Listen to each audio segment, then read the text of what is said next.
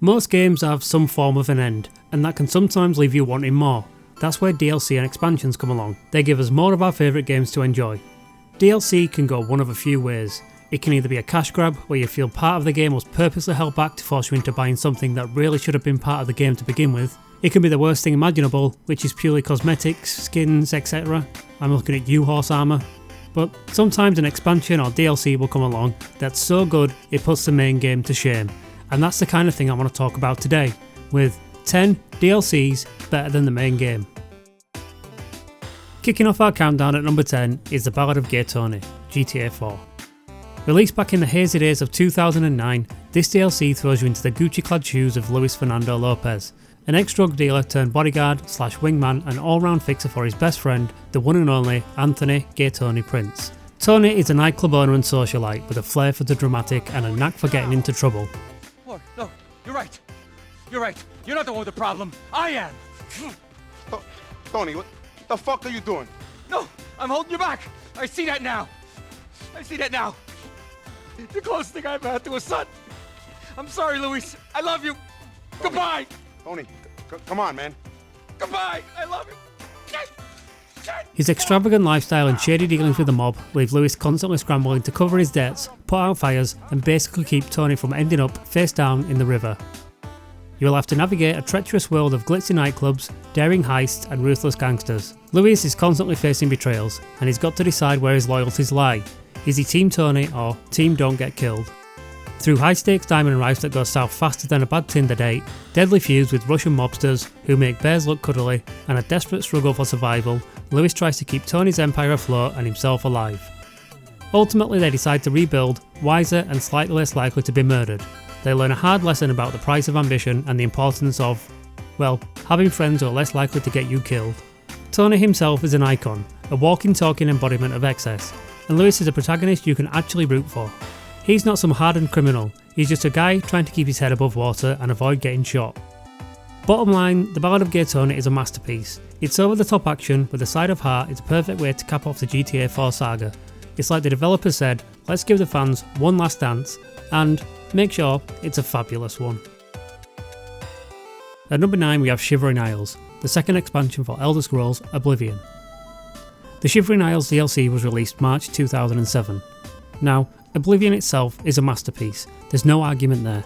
Sure, the graphics might look a little vintage these days, but the world, the freedom, the sheer amount of stuff to do, it's still magical. Shivering Isles took that foundation and just Daedric-fied it. You stumble upon a mysterious portal, as one does, and bam, you're whisked away to the Shivering Isles, a realm ruled by the delightfully deranged Daedric Prince of Madness himself, Sheograth. Think Willy Wonka's chocolate factory but with more existential dread. The Isles are a glorious mess of mania and dementia, a chaotic blend of sunshine and despair. The environments are breathtaking. One minute you're strolling through vibrant sun-drenched cities, the next you're knee-deep in eerie fog-choked swamps. Sheograth, the prince himself, is a masterclass in eccentric character design. He's unpredictable, hilarious and utterly captivating. You never know if he's going to offer you a cheese sandwich or turn you into a butterfly, and that's exactly why I love him. A new arrival! Shame about my gatekeeper. I'm so happy I could just tear out your intestines and strangle you with them. I suppose an introduction is in order. I'm Sheogorath, Prince of Madness, and other things. I'm not talking about them now.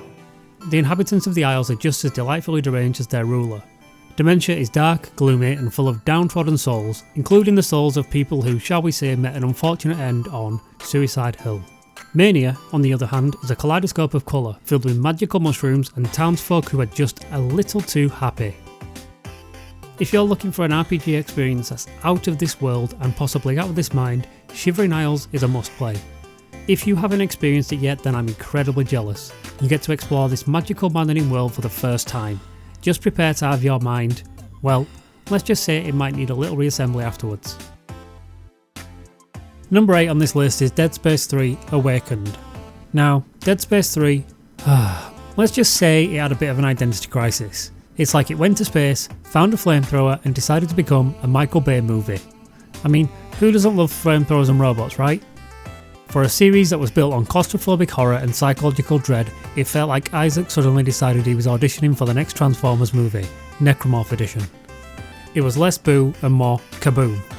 And don't even get me started on the microtransactions. It's like they were trying to nickel and dime us to death in space. Because nothing says immersive horror quite like being asked to pay $2.99 for an extra med pack. But then, like a beacon of hope in the cold dark vacuum of space came Awakened. It's like the developers slapped themselves on the forehead and said, wait a minute, horror, that's what we were supposed to be doing. Technology is waiting for you, my friends. Throw off the chains of this life and join us as the new one begins.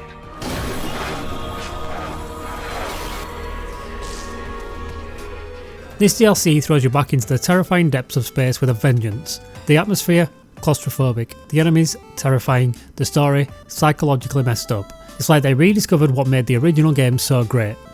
Dead Space 3 might have taken a detour into action movie land, but Awakened is proof that even a game lost in space can find its way back home. It's a shining example of how DLC can be done right. It's a reminder that even when a game stumbles, there's always a chance for redemption. And maybe, just maybe, it's a valuable lesson for the developers everywhere. Sometimes, less is more. Unless we're talking about loot, then by all means give us more. Number 7 on this list is Tiny Tina's Assault on Dragon Keep, a Borderlands 2 expansion that's less loot and shoot and more roll for initiative, and then shoot and loot anyway. Borderlands has more DLC than Claptrap has one-liners, but let's be real, Dragon Keep is the crown jewel. It's like someone took Borderlands, threw it into a blender with a Dungeons & Dragons rulebook, and then added a healthy dose of Tiny Tina's chaotic energy. Imagine Borderlands, but instead of blasting bandits, you're facing off against diamond depositing ponies, fire-breathing dragons, and pixies that are probably more trouble than they're worth. Yeah, things get a little weird, and by weird I mean fantastically, hilariously, explosively weird. Tiny Tina, our favourite demolitions expert and all-round agent of chaos, is the Dungeon Master, which means this entire adventure unfolds within the twisted landscape of her imagination. Roll for initiative, suckers! The coin is missing! It's full of humour, and the game is so much different from the base game experience of Borderlands 2. It makes fun of the whole RPG thing and all in an over-the-top Borderlands-esque way. The whole experience is an hilarious, over-the-top romp through a fantasy world. You'll encounter talking skulls, mischievous mimics, and a whole lot of explosions. And let's not forget the loot. This DLC is a treasure trove of unique weapons, gear, and humour, all with Tiny Tina's own special flavour. That gun fires exploding swords! I did not know the meaning of happiness until this moment! Honestly, this DLC practically outshines the main Borderlands 2 game in every way. It's still my favourite Borderlands expansion to this day. It's just a shame that Tiny Tina's Wonderlands and the Borderlands movie, well, let's just say they didn't quite capture the magic of Borderlands. I'm still holding out hope for the Borderlands series. They need to go back to basics and rediscover what made the franchise great in the first place. Borderlands deserves better than to fade away like a loot drop in the vacuum of space. It deserves to go out with a bang, preferably one orchestrated by Tiny Tina. And number 6 on my list is Minerva's Den from Bioshock 2. Bioshock 2 is a solid sequel, no doubt, but let's be real, Minerva's Den is in a league of its own. This DLC dives headfirst, pun intended, into the heart of Rapture, exploring the forgotten tech hub where a brilliant scientist named Charles Milton Porter was developing something truly revolutionary, a supercomputer called the Thinker.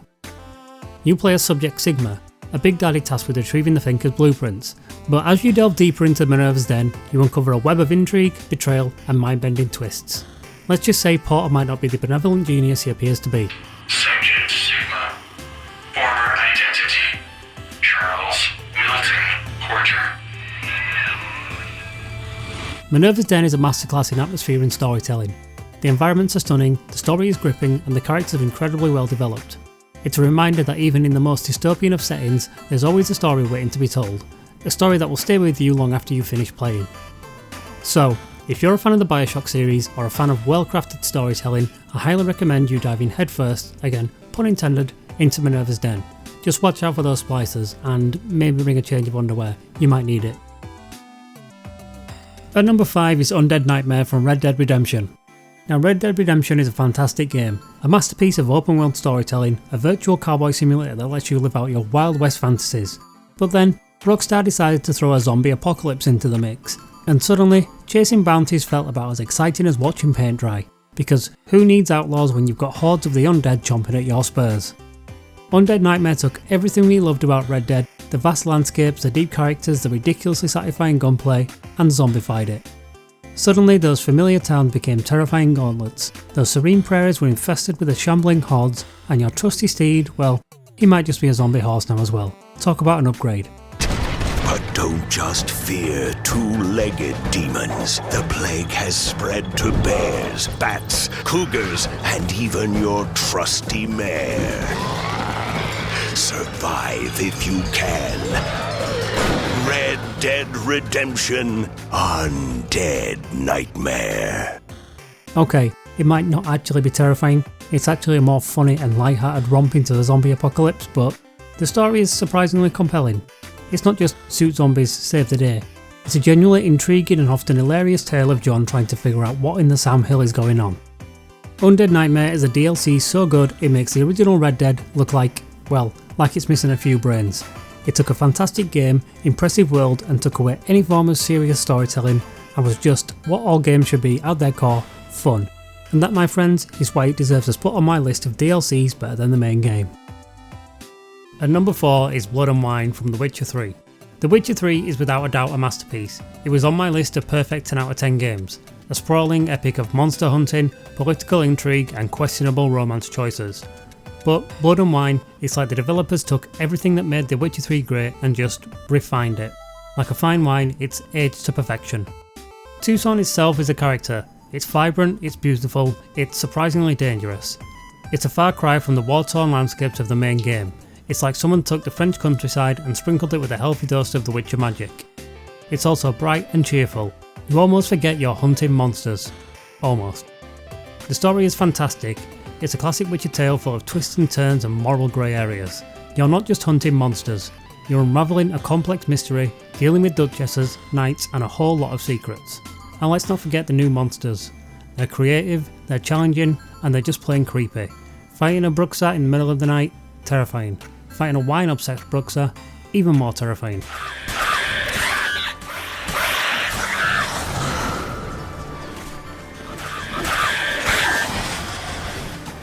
And let's talk about Corvo Bianco, Geralt's Vineyard. It's a perfect place to unwind after a long day of monster slaying. You can plant vines, renovate the place, and even display your trophies. It's like Witcher 3 home makeover, and who doesn't love a good home makeover? Blood and Wine is a DLC so good, it's practically a standalone game, and I personally think that is one thing that makes a good DLC, if it stands up on its own merits. It's a beautiful, engaging, and endlessly replayable expansion that elevates The Witcher 3 to a whole new level, and that's why it deserves a spot on this list. At number 3 is Far Cry Blood Dragon. Welcome to the future. The year is 2007. Nuclear war has nearly destroyed our planet. Now, an evil presence seeks to enslave what's left of We're cranking up the humanity. synthwave, slapping on the laser eye patch and diving headfirst into the glorious neon-filled absurdity of Far Cry 3 Blood Dragon. Far Cry 3 is a solid game. Open world jungle mayhem, compelling villain, all that good stuff. But Blood Dragon, it's like Far Cry 3 took a time machine back to the 80s, got used up on pure awesome and came back a neon-breathing, laser-blasting behemoth. You can play as Rex Colt, a cyber commando on a mission to save the world from all sorts of crazy stuff. The story? It's intentionally cheesy, packed with one-liners that would make Schwarzenegger proud. And the characters? They're so over the top they make Rambo look like a librarian. But Blood Dragon isn't just about the laughs. It's about the gameplay. It takes the core mechanics of Far Cry 3 and just cranks them up to 11. You've got laser weapons, cyber dragons and blood dragons, giant laser breathing lizards that can turn your enemies into piles of glowing goo. Need I say more? The world itself is a neon-drenched paradise. It's like someone took a VHS copy of Tron and mixed it with a John Carpenter movie. And the music? Pure 80s synthwave bliss. It's the kind of soundtrack that makes you want to put on a pair of leg warmers and fight some cyborgs. He is Sergeant Rex. Power Colt. And he's here to save the world. Blood Dragon is a love letter to 80s action movies. It's self-aware, it's hilarious, and it's just plain fun. It doesn't take itself seriously, and that's what makes it so brilliant. Blood Dragon is a gloriously ridiculous, neon-drenched cheese fest, and it's just pure, unfiltered fun. It's like playing through a mix of every over-the-top 80s futuristic movies, and it's absolute perfection. So much so, I actually stopped midway through writing this list to go play for a bit. At number 2 is the Citadel DLC for Mass Effect 3. Released back in March 2013, this was the final chapter of DLC for the final game in the Mass Effect trilogy. The end of Mass Effect 3 was very divisive, and it's like the developers thought, let's forget about all that and just have a party. It's a chance to say goodbye to the Normandy crew in a way that feels both meaningful and utterly bonkers. Okay, everyone say Normandy. Normandy! Citadel isn't about saving the galaxy, again. It's about the relationships, it's about spending quality time with the people you fought alongside, laughed with, and maybe even romanced. It's a love letter to the fans, a chance to reconnect with the characters that you've come to know and love. Tell me about the windows. A couple of squad mates broke me out for my birthday. Tried lowering me down the side of the building on a rope. It didn't work out. It's your birthday? The story is surprisingly engaging. It's not just a bunch of fan service, it's a genuinely funny and heartwarming tale about having a good time. And the characters, they're all back and they're all at their best. It's about the atmosphere and it's about the feeling of coming home. It's a perfect way to say goodbye to the Mass Effect universe, at least until the next game comes out. I like to pretend Mass Effect Andromeda never happened. Citadel is a reminder of why we fell in love with Mass Effect in the first place. It's a celebration of friendship, loyalty, and the power of good storytelling. It's a perfect way to cap off the Mass Effect trilogy, a bittersweet farewell to the universe we'll never forget. Finally, at number 1 on my list is the Phantom Liberty DLC from Cyberpunk 2077. Cyberpunk 2077, a game that launched with more bugs than a Night City alleyway at midnight.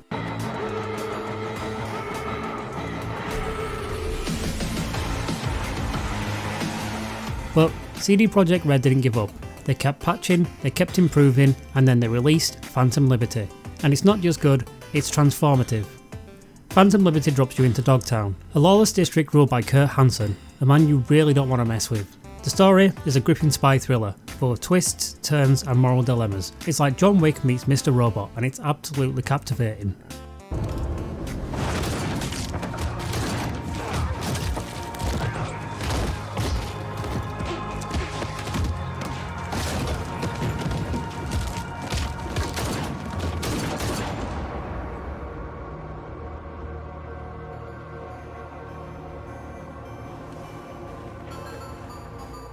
The characters are amazing too. Idris Elba as Solomon Reed. Need I say more? He's the perfect foil to V, a seasoned FIA agent with his own agenda. Their dynamic is electric and it's one of the highlights of the DLC. But Phantom Liberty isn't just about the story and the characters, it's about improvements. The gameplay feels tighter, the combat is more refined, and the world, well, just feels more alive. Dogtown is a fantastic addition to Night City, a gritty atmospheric district just begging to be explored. And let's not forget the new weapons, the new cyberware and the new skill tree. Phantom Liberty gives you a ton of new ways to customise V and tackle the challenges ahead. It's a whole new layer of chrome on an already impressive machine. Phantom Liberty isn't just a DLC, it's a redemption story. It's a testament to CD Projekt Red's commitment to their game and their fans, and it's why it deserves a top spot on my list of DLCs that are better than the main game. So there you have it, my list of 10 DLCs better than the main game. But what do you think? Did I get it right? Let me know your picks down in the comments below. Don't forget to like and subscribe for more gaming content. Thanks for watching. My DLC will be more of these kind of videos, and as this list has proven, has the potential to be better than this video. So we'll see you next time, and can you let me know next time if it was worth the wait? I promise there'll be no microtransactions though. My horse armour will always be included in the base video.